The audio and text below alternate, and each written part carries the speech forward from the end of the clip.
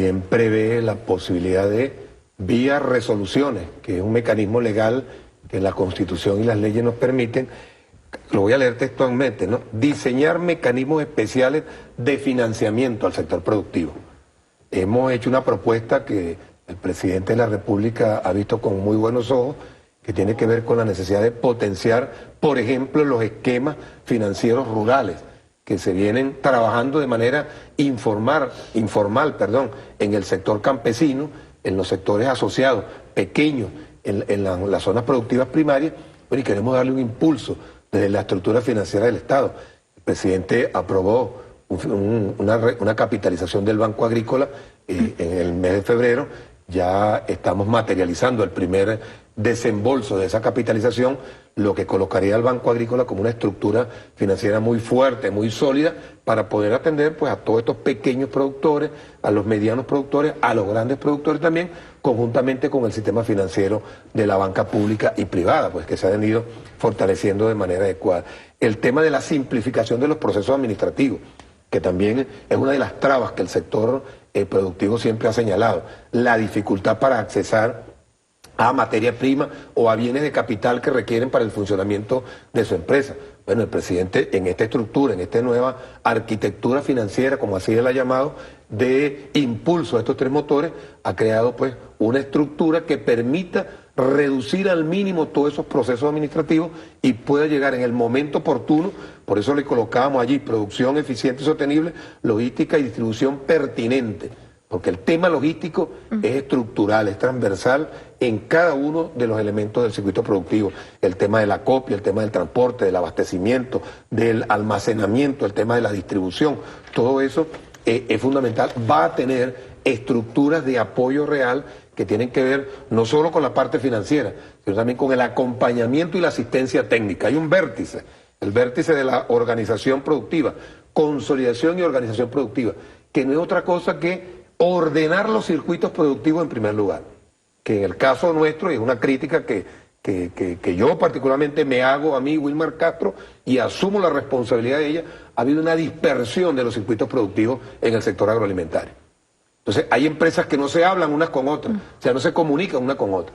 Una empresa que produce harina precocida aquí, de repente no le vende el subproducto a otra empresa nuestra que produce alimentos balanceados. Para poner un ejemplo gráfico, bueno, eso hay que ordenarlo. Aquí se acabaron esas parcelitas, que cada quien tiene su parcela allí. Se ordenan todos los circuitos productivos para hablar del tema macro en la organización, pero también la organización de los trabajadores, nuestros trabajadores, que han venido haciendo esfuerzos extraordinarios. El ejemplo de Kimberly es un ejemplo digno de destacar.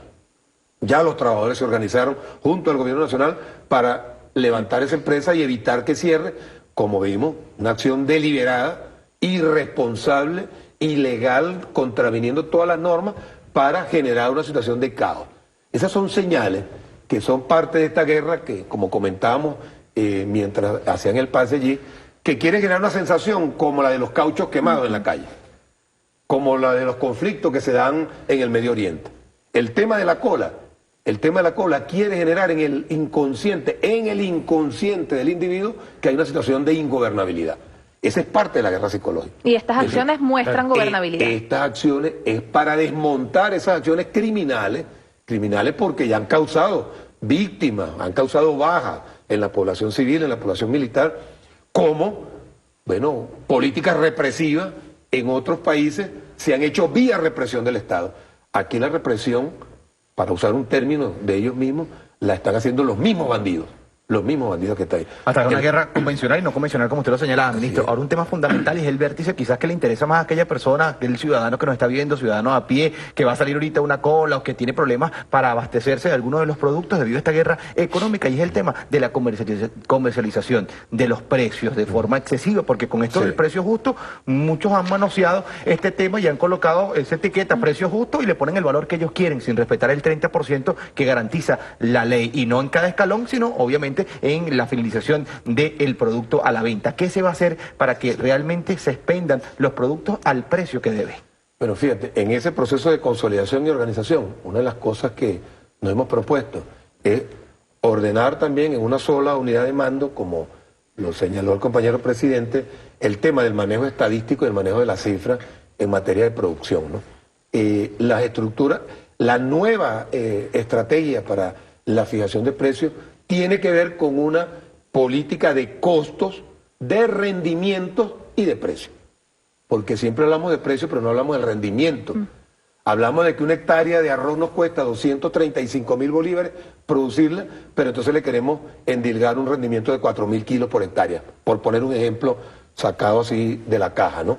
Entonces eso no puede ser cierto, porque alguien que invierta en esas proporciones para producir un rubro determinado debe tener unos rendimientos mucho más óptimos. Ahí entra el tema de la ética, perdón. Usamos una semilla importada que se supone que da rendimientos extraordinarios y tenemos una estructura de costo elevadísima. Ah, pero entonces los rendimientos son de 3.000 kilos.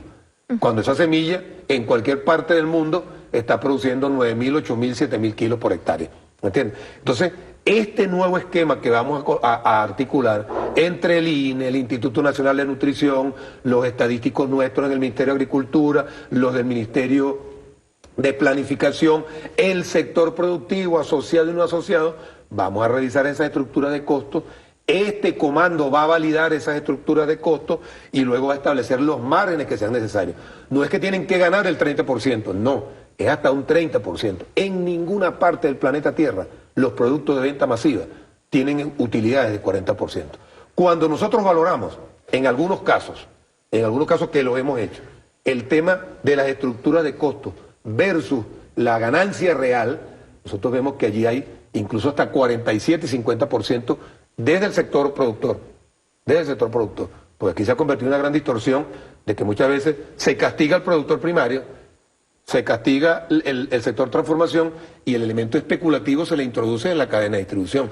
Bueno, uno de los elementos que está previsto en la comercialización socialista, que es el tercer vértice, es precisamente ir acortando los costos de la logística necesaria para que el producto llegue y por supuesto eso se tiene que traducir en un producto a menor costo, ¿no? A menor precio. Menor costo, menor precio. Ahora, ¿cómo será el control, ministro? Lo decimos porque hace varios meses vimos, por ejemplo, la regulación de algunos productos.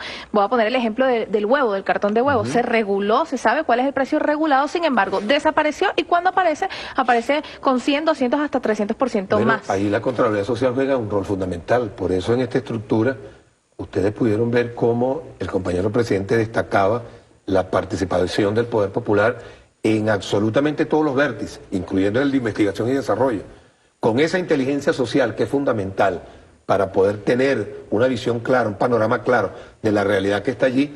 Nosotros vamos a ir, tenemos compañeros expertos estadísticos que están conformando un equipo de seguimiento a través de modelos matemáticos para procesar toda esa información, cuantificarla, identificar las áreas donde se están dando estos procesos y actuar luego en este proceso de asistencia, de acompañamiento y de verificación. ¿Y cuál es la realidad política que debe tener? Porque la oposición venezolana ha banalizado y ha criticado y ha satanizado cada uno de los planes. Y no solamente ahora, en esta coyuntura de guerra económica, sino durante 17 años. Todo lo que hace el chavismo le huele mal al sector opositor. Ellos también son políticos y tienen gobernabilidad en gobernaciones, en alcaldías. Ahora mismo tienen la mayoría en la Asamblea Nacional. ¿Cuál es la posición, usted como ministro y como integrante de este comando, que debe tener la oposición venezolana para que haga el llamado también a sus seguidores? Mira, si esta oposición fuera una oposición seria, responsable, patriota, debería acompañar desde el primer escalón hasta el último escalón esta gran misión, ¿no? Porque esos venezolanos que están allí no solo votan por nosotros y creen en este proyecto y nos han dado la mayoría permanentemente, también ellos votan por esa oposición. Y esa oposición, esa población que de alguna manera nos adversa, va a estar altísimamente beneficiada por estos mecanismos que nosotros estamos llevando adelante. Porque si hay una población que ellos han maltratado, ha sido a la población que vota por ellos, a esa clase media que está allí. No olvidemos que más del 90% de las cadenas de distribución del país están en manos de sectores que nos adversan. Están en manos del sector privado, no están en manos del Estado. Más del 84% del esquema productivo está en manos del sector privado, no está en manos del Estado. Entonces, ¿qué es lo que estamos intentando? Tratar de alcanzar esa gobernanza, como lo decía el compañero presidente, en estas áreas, para que estos costos y estos rendimientos se den y pueda esa clase media que también es trabajadora, que es parte del proceso productivo, tener acceso a estos a estos insumos. No es solo los alimentos, es el tema de las medicinas también, es el tema de los útiles de aseo personal, de higiene personal, es el tema de los productos de aseo del hogar, que son los tres motores que hemos focalizado el esfuerzo, porque es allí precisamente que han apuntalado. Y aquí hay un manejo político que es importante destacar. ¿Por qué hay productos que no han desaparecido? Porque hay inversiones que se hacen en la compra de materia prima para producir esos productos que también el pueblo venezolano los consume muchísimo y no se hace ese esfuerzo para producir alimentos, para producir lo otro. ¿Entiendes? Yo creo que allí es una reflexión que el pueblo tiene que hacerse y hay que mostrarla, porque a veces nosotros mostramos solamente lo malo nuestro, pero no mostramos la enorme fortaleza que tiene un pueblo que ha resistido, que ha hecho propuestas, que viene construyendo propuestas, que ahora está produciendo en el patio de su casa, en el techo de su casa, en el campo, que ha habido una migración importante de citadinos hacia el campo a producir, ha habido una activación de estructuras productivas novedosas, incluso para insumos de higiene del hogar, para limpieza, etcétera, etcétera.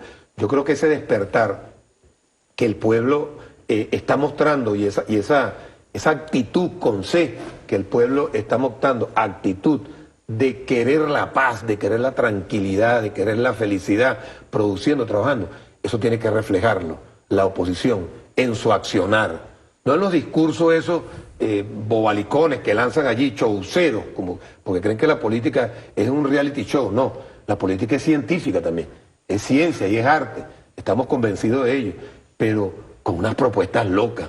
Por ahí están hablando de que hay 28 millones de toneladas de alimentos. El consumo del país son 11.500.000 toneladas de alimentos, para poner una cifra, ¿no? Ellos que dicen que nosotros no manejamos estadísticas. Yo los invito a que hagamos un debate en el espacio que consideren para que trabajemos algunas estadísticas, sobre todo en el área agrícola, que es donde uno más o menos ha aprendido algo, pues allí, para ver cuáles son las cifras de allí, cuáles son las nuestras y cuáles son las reales para que estén allí. O sea, yo creo que aquí tiene que ser un llamado a la sensatez, chicos. Yo creo que ya esas políticas de generación de violencia, de acoso, de asedio, para procurar ganar espacios de poder, bueno, yo invito a que reflexionemos todos. Si alguien pretende accesar a los espacios de poder por vía del engaño, por vía del asedio, por vía de la manipulación permanente del pueblo, por vía de negarle al pueblo el acceso a los alimentos, ¿qué no hará cuando esté en el poder? Bueno, ya nosotros sabemos lo que harán. Los que tenemos un poquito más de 40 años, sabemos lo que pasaba en la Cuarta República. Los inventores de la desaparición forzosa, los que ahora quieren hablar de derechos humanos. Ya sabemos, los que vivimos esa experiencia, sabemos lo que son capaces de hacer. Muchísimas gracias, ministro, por haber estado con nosotros. Además, complacidos por, digamos, toda la explicación técnica de lo que significa esta gran misión que ha impulsado y que ha lanzado el presidente el día de ayer. Además, con el resguardo, la supervisión que hace el Ejecutivo Nacional, y lo reiteramos, en 3 puertos se ha hecho el despliegue el día de hoy, Anzoátegui, Zulia y Vargas, y por supuesto las medidas que se ha tomado para decirle al pueblo y por supuesto, sobre todo de sectores de oposición, que basta esa arremetida y ese maltrato contra el pueblo venezolano, porque hay un gobierno que está para defender. Y eso es el llamado a los líderes de la oposición venezolana, pero también usted, ciudadano opositor que nos ve y que nos sigue, el mensaje es que no rechace de plano estas medidas, esta gran misión, como lo han hecho, han analizado, se han analizado tantas otras del gobierno bolivariano, desde los tiempos de Hugo Chávez y ahora del presidente Nicolás Maduro. Hay que aceptar y saber de dónde se está trabajando y de dónde se está saboteando.